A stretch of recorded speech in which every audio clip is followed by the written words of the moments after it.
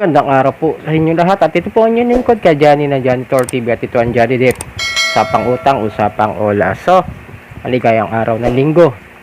Sa mga newbies po, subscribe na po kayo. Tapos sa mga legit at loyal subscribers ko po, maraming pong salamat muli sa patuloy na pagsuporta at pagtangkilik dito sa aking channel. At paki-hit na po yung thumbs up sign, tapos pakikala rin po yung ating mga video, share nyo na po at hit nyo na po yung notification bell para lagi po kayo updated sa mga videos na ginagawa natin dito. So, makikisuyo lang po sana. Sana po paki-like na rin po yung aking page, yung online loan scam and modus. Dahil sa Facebook page ko po yan. Tapos yung sa TikTok ko po, yung Janitor TV po, paki-follow na lang din po at suportahan din po sana natin. So, meron po tayo sasagutin dito na isang tanong doon sa comment section na ka-Jani. Shoutout po Ma'am Milma Lakandula. Nung isang araw pa to hindi ko lang masagot kasi ayoko muna sagutin sa comment. Gusto ko gawa ng video dahil stress na tong ating commentator na ito, itong ating taga-suporta. Okay. Hi po. Grabe talaga hanggang ngayon yung peso po ng huhulga. Hindi ko po alam po yung anong ibig sabihin po ng naghuhulga, no? Na naman po, magpunta na po daw sila sa bahay kasama ang mga pulis or sa barangay po daw. At saka yung pamilya ko po ay patutumbahin daw nila po. Ano pong gagawin ko po? Pakitulungan nyo naman po ako. Okay. Wag po kayo matakot dyan sa sa OLA na yan, sa lending company na yan. Sila po yung dapat matakot. Bakit po? Bakit buka nyo? Yung OLA na yan ay marami na violations yan. Nasama rin yan sa mga suspendido, mga may cease and desist order, tsaka yung mga license na suspendido nila. At isa pa po, yung UPeso is kasama po yan doon sa mga lending companies po na may kaso po na isinampa ang SEC doon sa DOJ. Teka po, hanapin ko lang. Asan ba yung kakakuha ko lang doon ayun, ito. Pakita ko po sa inyo, yan. Ito po yung last year na mga OLA na sinampahan ng kaso. Ayan po. Doon ng SEC na dinirect file po ng SEC sa Department of Justice. Ayan po, makikita nyo po nasa may pangatlo. Diba? Yan, sa taas po kasi yung APSL business process, tapos realm shifters, tapos yung sa baba po ng realm shifters is yung UPeso PH, di ba? Kita niyo naman po ilan po yan kung sinampahan ng kaso? 1, 2, 3, 4, 5, 6. Bali, 6 na lending companies po yan. Yan po yung mga sinampahan ng kaso. Ano nga ba yung sinampang kaso sa kanila? Etong the Lending Company Regulation Act at RA number 11765 or the Financial Products and Services Consumer Protection Act. Yun po. Criminal charges po yata ito, kung violations na ito, kung doon kasi nga sa dami ng complaint ng mga harassments po nila. Kaya ayan po, yung pong yung realm shifters, ang pagkaalala ko yung realm na yan, yung na-raid sa Pasig. Pero itong UPeso, wala pa ako nababalitaan na na-raid pa ito, no? Hindi pa ako updated dito. Wala pa ako nababalitaan talaga kahit saan. Pero yung UPeso, tandaan nyo po, na yung UPeso po na yan, ay may mga under po yan na mga lending companies. Yung mga niya, sa OLA niya, yung mga OLA niya po, ito po. Ito, pakita ko po sa inyo, yung mga list of revoked and suspended lending companies. Ito po, yan. Kaya wag po kayo matatakot dyan. Yung UPeso, PH Lending Corp, ito po sila, yung UPeso mismo, Pera for You, Pera Lending at Loan Mo To. Yan po yung mga may revoke at suspended lending companies po.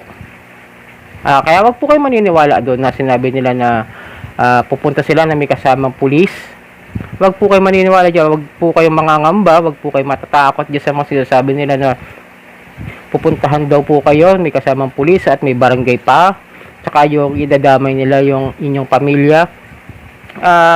Puro harassment lang po talaga yan. Yan po talaga ang ginagawa niyan. Diba, before pa sila magkaroon ng kaso, nagkaroon ng mga cease and desist orders. Talagang napakatigas ng ulo ng mga agents at mga lending companies po na yan. Kaya sinampahan na po sila. Huwag kayong matakot dyan. Tandaan nyo, imbis na matakot kayo, panoorin nyo po itong video ko, tapos alamin ninyo na kung magpupunta sila dyan, may kasamang pulis, baka sila pa po yung unang mahuli.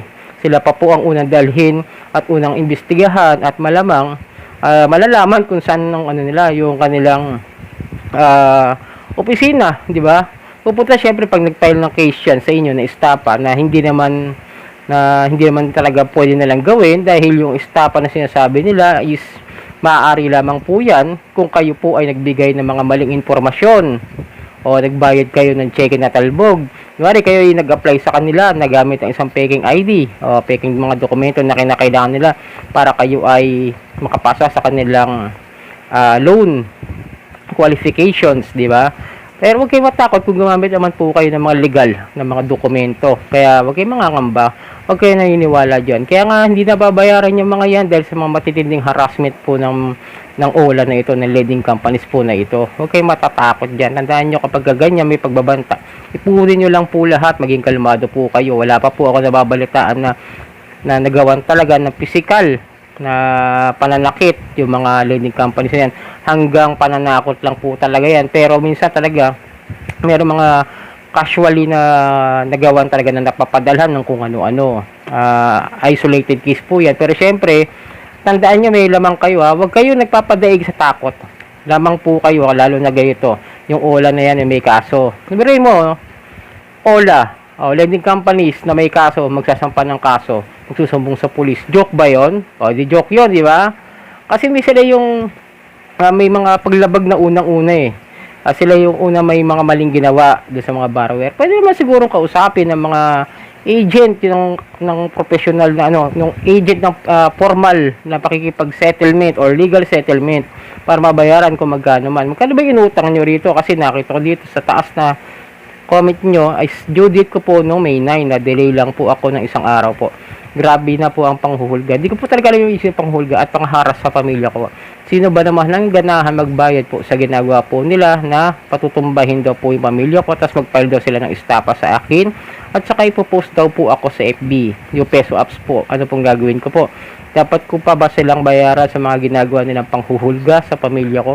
2,200 lang po ang inutang ko. Babayaran ko po ng 3,919.40 at ngayon na delay na nga ng 4,475 na po daw ang babayaran ko. Pag hindi pa rin daw makabayad, araw-araw daw po mag-i-interest po na 1,000 to 1,500 a day. Grabe naman yan. 2,200 tapos ngayon nag-delay ka lang ng isang araw, naging 3,999 na, bali 4,000 na. Tapos na-delay ka 4,475 na. Tapos ngayon, pag di ka pa rin nakabagbay, 1,000 to 1,500 a day. Ang tindi naman yan, daig ba yung 5,600? Daig pa yung Bombay, but pa nga yung Bombay, nakakausap mo, pami-maintain mo lang yung 20%, di ba?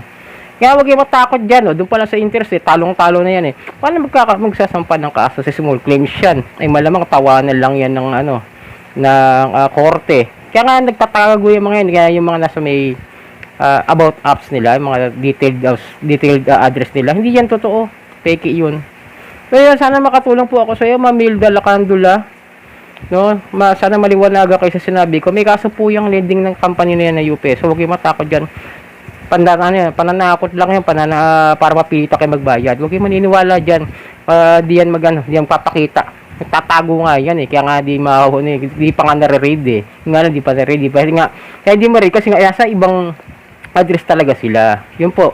So yun mga ka-Johnny, ito po yung lingkod ka-Johnny na Johnny Tour TV. At ito ang Johnny Depp, usapang utang, usapang OLA.